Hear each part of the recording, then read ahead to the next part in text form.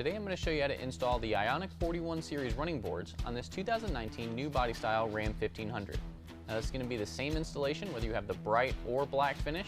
Let's go ahead and get started. So now we are underneath the truck on our driver's side, and this is going to be our first set of studs. We're right by our front tire. Now we have our truck up on a lift. You certainly don't need a lift to do this installation, but we wanted to make sure you could see everything that we're doing. So the first thing that you need to do is, if you haven't had running boards on your truck before, these studs are actually going to be painted whatever color your truck is. Ours in this instance is red. You can see the tip is still red. We've already gone ahead and cleaned ours off, but you will need to do that before you start your installation. I would recommend a die out of a tap and die set, and that's going to be an M8 by 1.25. Once you've cleaned those off, you want to take one of your serrated flange nuts that come in the kit and just thread those on to each stud. Make sure they thread on nice and easily, and then you can start your installation. Now our first bracket on our driver's side is going to be L-shaped. It's going to have two tabs coming off of it. We want to make sure those tabs are facing towards the center of the truck. On one of them you're going to have two holes of similar sizes. That's going to be where our bracket is going to attach to our truck. On the other side there's going to be two different size holes. That is where our board is going to attach to our bracket. So we can set our bracket over our studs. Of the three here, we're going to use the two on our left side that are lined up almost right on top of each other. And then in your kit, you're going to get flat washers to go over the studs, and then serrated flange nuts. We're just going to leave these loose for right now. We're going to snug them up a little bit, but not fully tighten them down, because we still want to have a little bit of adjustment in this bracket until we get our board on. So now our center bracket is going to look a little bit different. It's still going to have that L shape, but the part that's actually going to attach to our truck is going to be more triangular, and it's going to fit over our right stud and our center stud at the top. Again, we're going to use flat washers on each of those studs, and then a serrated flange nut.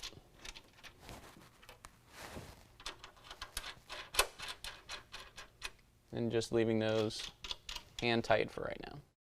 Now if we follow our rocker panel down to our last set of studs, it's going to be right by our rear tire. It's going to look exactly the same as our first set of studs. Our bracket, however, is going to be the opposite. Our tabs now are going to face towards the center, and then we're going to fit that right over our studs with our washers and our serrated flange nuts.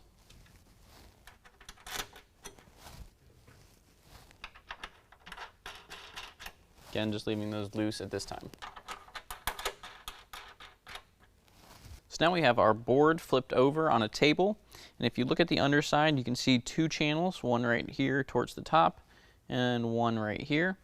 What we're going to do is take our provided bolts. We're going to take 6 per board, 3 on the top channel, 3 on the bottom channel, and we're just going to slide those in just like that.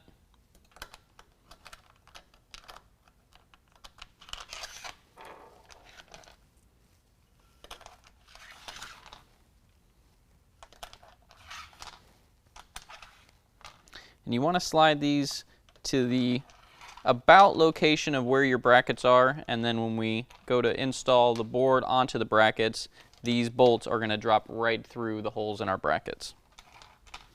Now we can lift our board and set it onto our brackets.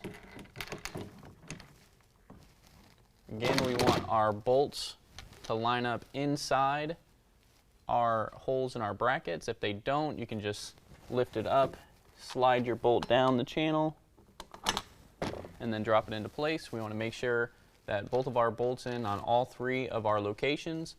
And when you're doing this, you don't need to worry about driver or passenger side boards. Both boards are exactly the same. Now with all of our bolts dropped into place, we can install our serrated flange nuts.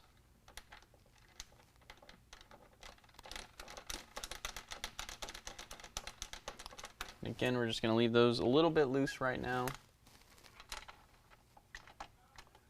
And then once we make our adjustments, we can go back through and tighten everything down.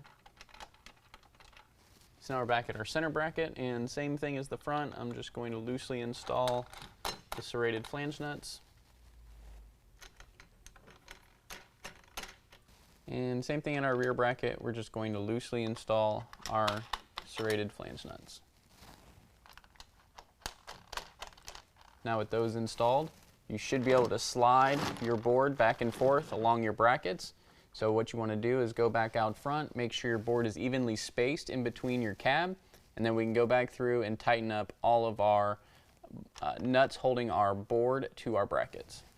So now using a 13mm, we're going to tighten up our 2 bolts holding our board to our bracket. And this is our first bracket. Now we're going to move to the center. Same thing here.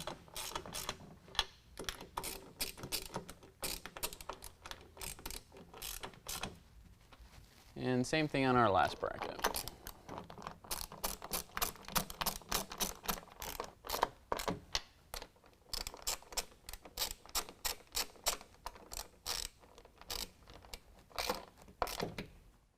Now when we tighten up our bracket to our truck, those are also going to be 13mm nuts.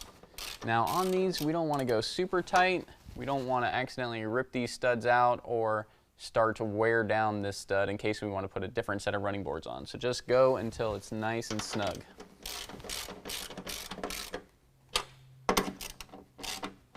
You don't want to over tighten these. Same thing on our center.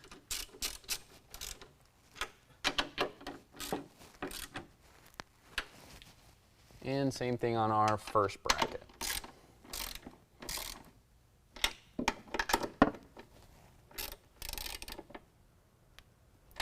Now you can go ahead and repeat that whole process on your passenger side. That's going to complete the installation. If you have any questions, give us a call or visit us online.